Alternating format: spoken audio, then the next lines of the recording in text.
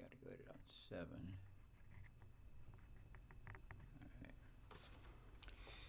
Well, today I made a mistake last time that I said both my sons are fixed signs. They're not both. I consulted my wheel, and I'm sure I have my glasses on. Okay. What it is that basically I like to use levels. You have fire, air that helps fire, oxygen. You have water and earth, and water helps to fertilize the earth. Each level has 3 signs, which is Leo for fire, Leo, Aries, Sagittarius. Right? For air, it's Gemini, Libra, Aquarius. For the water signs, it's Pisces, Cancer, Scorpio. And for the earth signs, it's Taurus, Capricorn, and Virgo. Now, I know that Scorpio is fixed. I checked it out. Fixed signs are yellow, Taurus, Leo, Scorpio, Aquarius are fixed. The mutable signs, which is what my son Virgo, Michael, he is mutable. He can change up. All right, so that's blue. That's Gemini, Virgo, Sagittarius, and Pisces. There's a third variety, which is, I am one of them, and so is my mom. It's called cardinal. Basically, it's essential. They're in the middle. But Sagittarius is an archer and kind of pulls to one side to get results. And Leo pretty much sits there and is the king of the zodiac. So that's the 3 at the fire level. At the air level, you have Gemini, Libra, and Aquarius. Same thing happens here, where Gemini presents the opposite sides of anything. Libra weighs the 2 scales. Aquarius pretty much makes it rain. When clouds accumulate, it's still an air sign, but it accumulates clouds and they pour down rain, water, into the water level. Water level then takes it, starts with fishes, which is Pisces. Cancerian is amphibious, a crab. Scorpio is the driest of the water signs, and it's also got the stinger. And so it is a fixed sign. If you look at where Scorpio is, it's yellow. Leo also fixed. Aquarius is fixed to rain down when it's supposed to, when the clouds accumulate. All right, let's go down to the Earth level. Earth level, you got Taurus, which is fixed. Here's Taurus, yellow, along with Leo, Scorpio, and Aquarius. So they basically are a fixed sign, and they're stubborn. Yeah. Capricorns try to take it to the heights. They like the high peaks of mountains, or ambitious. Virgo makes things, because it's mutable, a flower can grow. I noticed about Michael, my Virgo son, that he can find me a 4-leaf clover whenever he wanted to, or whenever I wanted to have one. So I got 3 of his 4-leaf clovers. I can't do that, but this Virgo child of mine can. All right, now what I was saying about cardinals, they're essential, but they're like in the middle, like a crab. It's not going to go forward, it's going to go to the sides. So Aries is like the sun. It just sits there in the middle. Right? So that's essential. Libra, it doesn't pull to the left or right. It's scales. Its scales can be moved around by whatever's going on. So that is my business in honor house, is Libra. And I do have a Libra friend, and she pretty much showed me that. Aries is my home. Libra is my business in honor. Cancer is the what I was born as Cancer into the marriage and partnerships house. My wife, I'm a widower. My wife died, but I will not marry again because that's how serious I take marriage and partnerships. And my rising sign is Capricorn. That is what my father was. And that's my personality and approach. We'll get back to the wheel. This is the original way. I don't do like horoscopes and tell the future and crap like that. I don't think astrology was meant to do that. But if you want to make money, he will convince people that you need to know about your daily horoscope. So I frown on that kind of stuff. All right. So basically, I was born Cancer. If you go across from where you were born, I was born in the seventh house.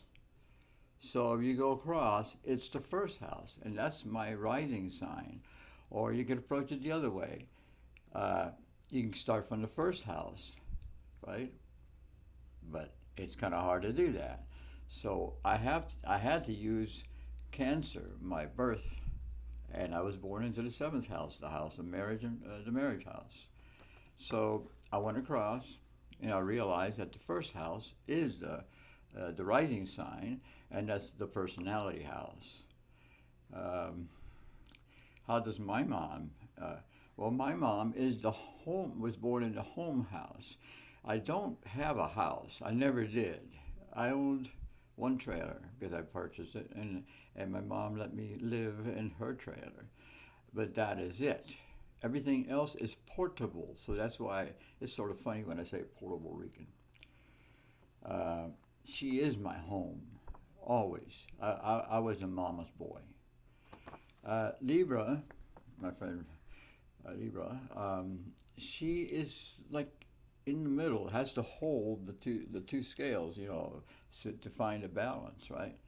So that for me is business and honor. It's a business house and a business and honor, and it's very hard for me. I wasn't born rich. I have no inheritance.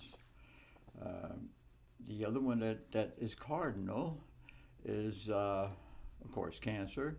Is a crab, and it moves to the right or to the left, but not forward. It doesn't have the legs to do that, but it can always look straight ahead.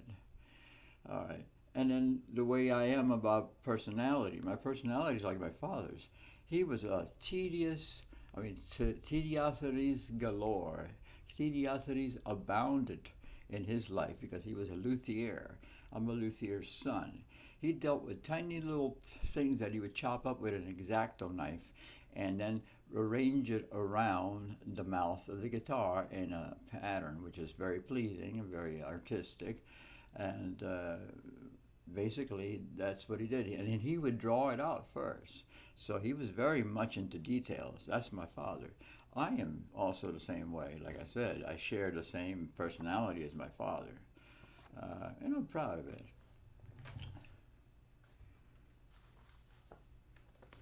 Now, I mentioned yesterday, you arrange what is your foundation?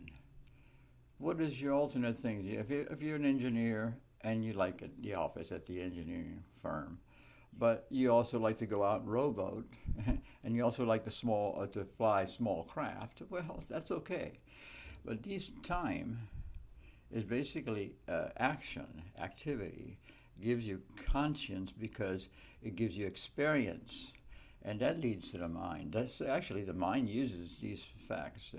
Space, you gotta see something and like it, contemplate on it, and think it's beautiful or whatever. But that is part of the mind. What the mind does, it contemplates. It looks at things that are beautiful, but it's not as time. Time is action.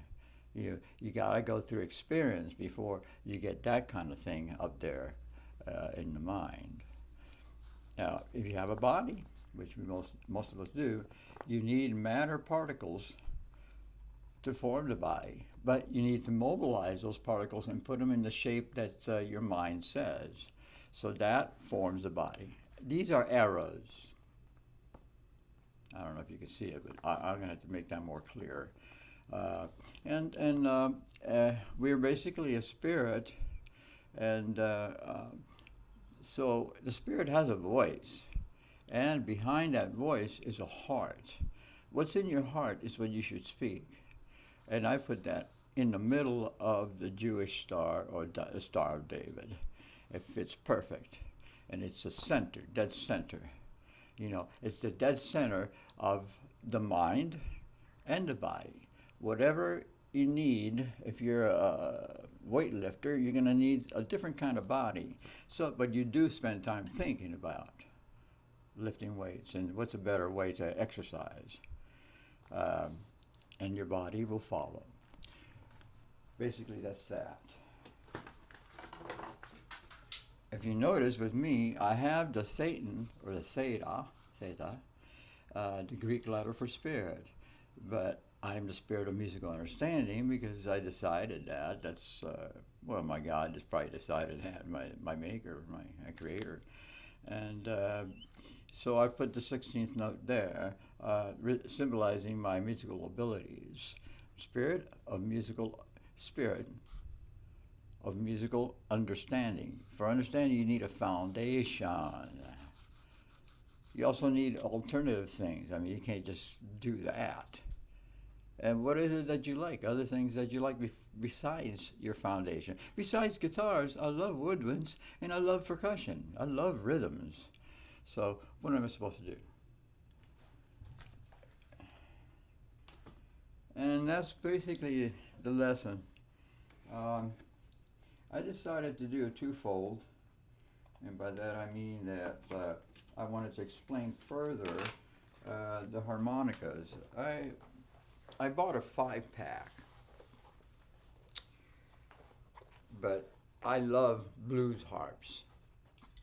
I went to buy a blues harmonica, a blues harp. The salesman ordered Blues Deluxe by Fender. Ah, horrible. Fender. Ah, they have no business in harmonicas. Hohner is the ones. Hohner. They're the ones that make blues harps. And it's wood. Okay, it gives it a warmer sound. This thing is plastic by Fender. What the heck are they doing making harmonicas? And you want to know the difference. The difference is, this is the D harp, all right? This plays in D, but it's stamped G. You can see that, stamped G, but it plays in D. Very low.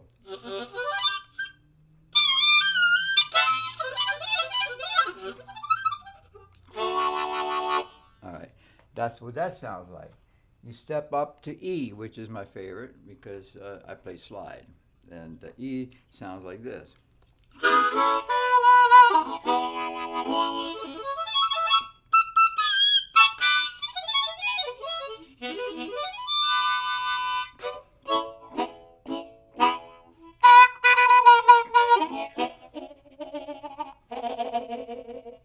And all kinds of tricks. Those are in and out tongue tricks. All right, let me see here. My G harp is because I sing most of my songs in G. Sounds like this.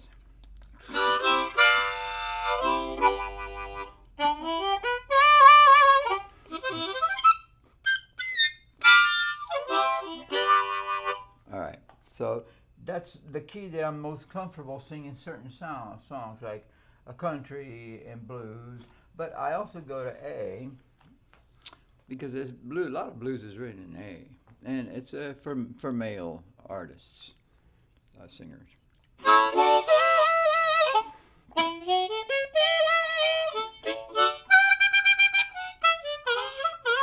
And you can also go to, you bend it, you know.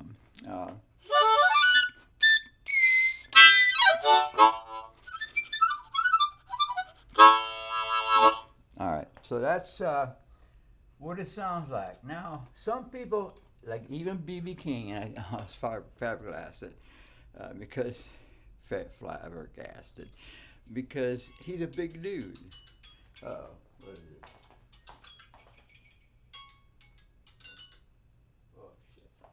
All right. Well, it's a call, and I'm going to get it when I come back. A blues harp in B is the highest one that I play.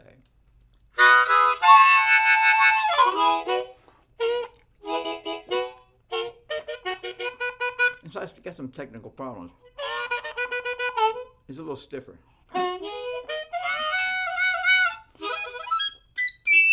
So that's harder to do the exhale.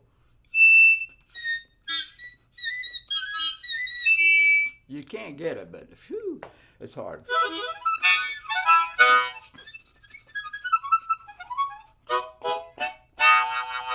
And that's basically why they're made. If you want to play in all 12 keys, you get yourself a 12 pack. And some people are that good, they specialize on harmonicas.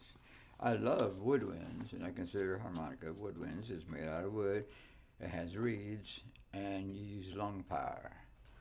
All right. I hope you guys enjoyed that little tutoring there. It's